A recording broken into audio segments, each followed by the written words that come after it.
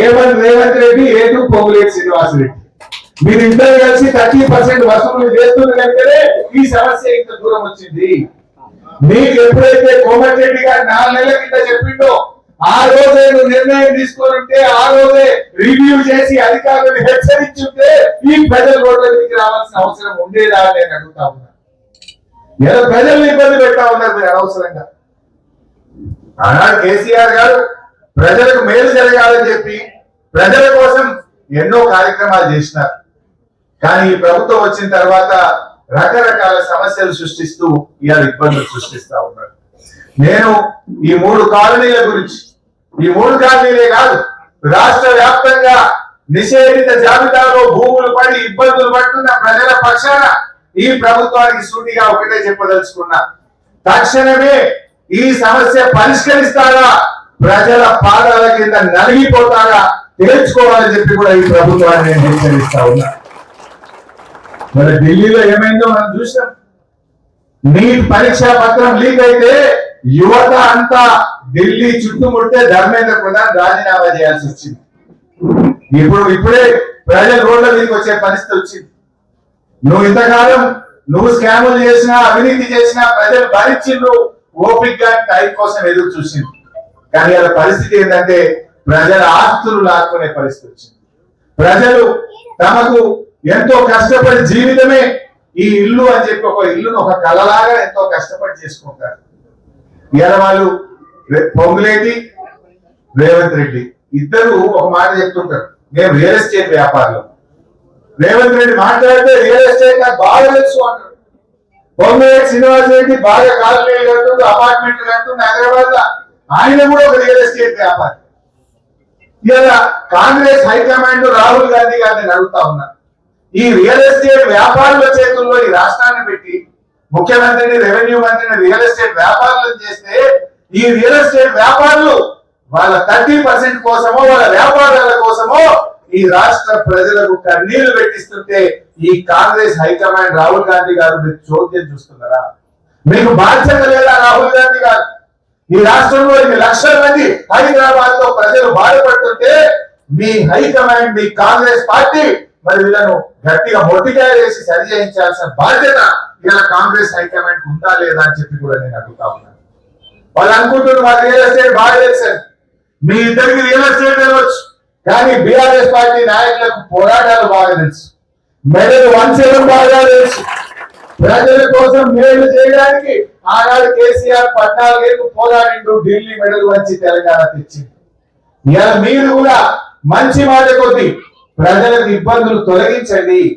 నీకు 15 రోజులు పట్టది, నెల రోజులు పట్టది, దరఖాస్తులు పెట్టుంది, సొప్ప ఇయ్యండి, 30% ఇయ్యండి, ఈ దుకాణాలు బంద్ చేయండి.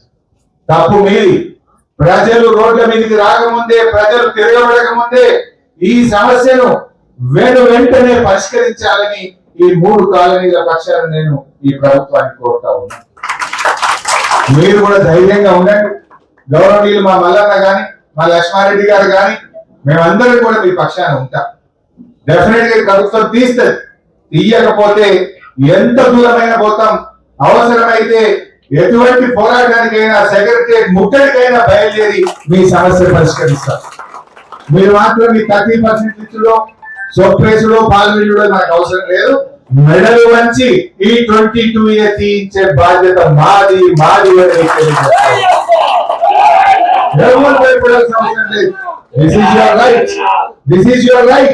ఇది మీ హక్కు, ఇది మీ ఆస్తి. మీ తాతలు, తండ్రులు మీరందరూ కష్టపడి సంపాదించుకున్న ఆస్తి. దీని మీద చేసే హక్కు ఎవరికి లేదు. వేస్తే ఎవరు కూడా ఊరుకునే ప్రశ్నే లేదు. ఎందుకంటే ఇది ప్రజల యొక్క సొమ్ము. ఇలా మీరు ఏ తప్పు చేయలేదు. ఇది ప్రభుత్వ తప్పిదం. ఇలా ప్రభుత్వమే తక్షణమే దీని మీద యాక్షన్ తీసుకోవాల్సినటువంటి అవసరం ఉంది. తీసుకుంటారని నేను నమ్ముతున్నా. ఒకవేళ తీసుకోకపోతే మాత్రం ఈ రాష్ట్రంలో కాంగ్రెస్ పార్టీ మాడి మసైపోతుంది అనే విషయం వాళ్ళు ఒకటి గుర్తుపెట్టుకోవాల్సిన అవసరం ఉంది. ఎందుకంటే ఇది స్పష్టంగా ఇలా ప్రజలకు అర్థమైపోయింది, ఇది ప్రభుత్వ తప్పిదం. ఫైనల్ గా మేము కోరేది ఒకటే, ఇలా ఆన్లైన్ లో కూడా ఒకసారి చూపి బాబు, ఉన్నారా మా మిత్రులు? ఇలా వాస్తవానికి ఎంత కుట్ర అంటే,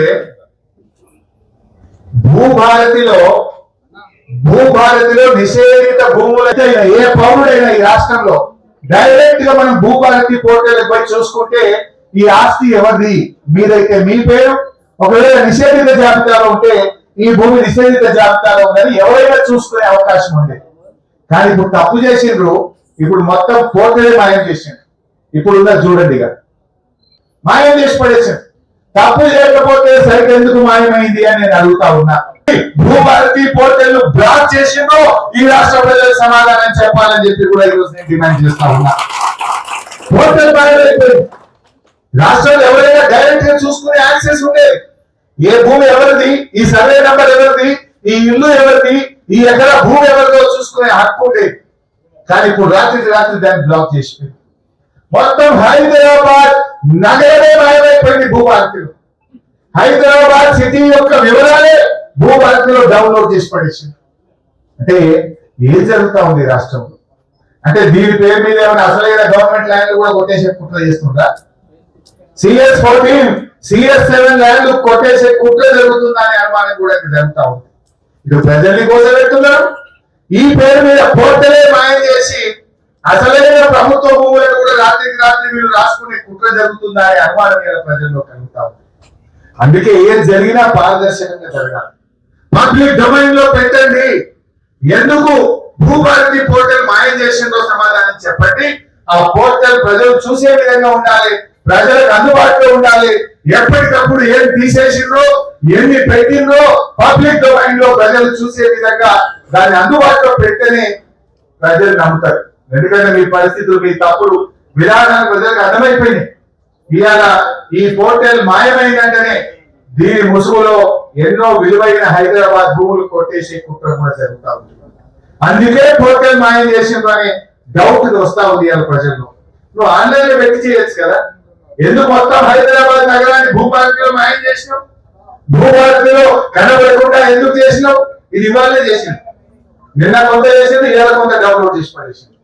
అంటే ఎంత గందరగోళం ఉందో ఇవాళ ప్రభుత్వం, ఎంత ఆగవానంగా ఈ ప్రభుత్వం నడుస్తుందో మనం అర్థం చేసుకోవాల్సినటువంటి అవసరం ఉంది. బట్ ఏది ఏమైనా ఒక ప్రధాన ప్రతిపక్షంగా తెలంగాణ తెచ్చిన పార్టీగా ఈ తెలంగాణను, తెలంగాణ ప్రజల్ని కాపాడుకునే బాధ్యత మా మీద ఉంది. ఎవరు ధైర్యపడద్దు, ఎవరు భయపడాల్సిన అవసరం లేదు. మేమున్నా మీకు అండగా. ఇప్పుడు అసెంబ్లీ కూడా జరగబోతా ఉంది. ఈ అసెంబ్లీ సమావేశాల్లోపే ఇది పరిష్కరిస్తారు. ఎందుకు అనుకుంటున్నా అంటే రేపు అసెంబ్లీ నిర్వహిస్తాం. ఇది కాకపోతే అసెంబ్లీ సెప్టెంబర్ మొదటి వారంలో అసెంబ్లీ పెడతారట. ఇంకా 10 రోజులు అసెంబ్లీ పెట్టేలోపు ఇవన్నీ పరిష్కారమై ప్రజలకు ఏ ఇబ్బంది లేకుండా చేయాల్సిందే. చెయ్యకపోతే అసెంబ్లీలో మా సత్తా ఏదో చూపిస్తాం బిడ్డ. అసెంబ్లీ ఎక్కడ నడుస్తుందో కూడా చూస్తాం. అసెంబ్లీని తమ్మి ప్రదేశ్ మెడలు వచ్చి ప్రజల పక్షాన పోరాటం అసెంబ్లీని జరగనీయం. అసెంబ్లీ నుంచి ఎట్టి పరిస్థితుల్లో కూడా కదలకుండా ఈ ప్రభుత్వం మీద ఒత్తిడి పెంచి మీకోసం పోరాడతాం అని చెప్పి కూడా మీ అందరికీ ఆహ్వానిస్తా ఉన్నాం.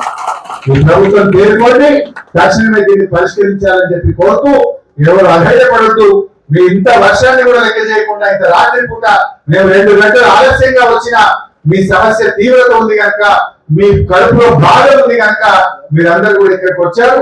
మీ యొక్క ఇబ్బందులు మేము అర్థం చేసుకున్నాం.